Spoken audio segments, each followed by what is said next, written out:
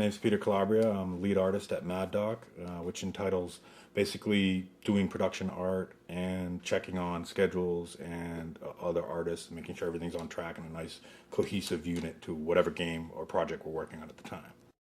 Everything you see on screen is a result of art, from UI to characters, animations, cutscenes, special effects. The main tools we use for creating most of the artwork is Photoshop and 3D Studio Max and Character Studio, which is now part of 3D Studio Max. Well, the epic, it spans a huge amount of time. I mean, it's going to go from Stone Age to near future. Epic 1 is the Stone Age, and the Epic 15 would bring you out to a possible near future. Not sci-fi, you're not out in space yet, but pretty close. The ideas come from real life, basically, except when you get into the fantastical units of the later epics. The reference for the art comes from all over. It depends on the topic. Nowadays with the web, it doesn't really matter if it's modern or not, because there's so much to do. We'll look around, books, movies. It really depends on the subject matter, but usually we have a world of information to take for.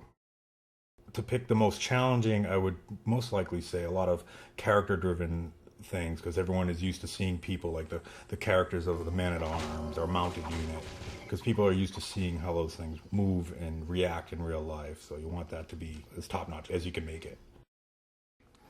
Some of the tanks I did were pretty cool, especially the futuristic ones. As an artist, it's always more fun to do something original than something that's everyone's seen in the real world. Well, we would go from concepting stage, figure out what is the unique unit. One of the Roman centurions is a unique unit, and find out what the best way is to differentiate him from the other units, whether through color, animation, model, and then go from there. There's a few famous units that people will recognize. We have the Sphinx, the Pentagon. There's quite a few that people will recognize. To get it in the game, it's the same process. It's you go from a concept, whether it's a sketch or if it's something real life, you try to get as many different angles so the modeler can build it and put as much detail into the model as the specs will allow. And then the texturer takes it, and finally the animator brings it to life. Rated T for Teen.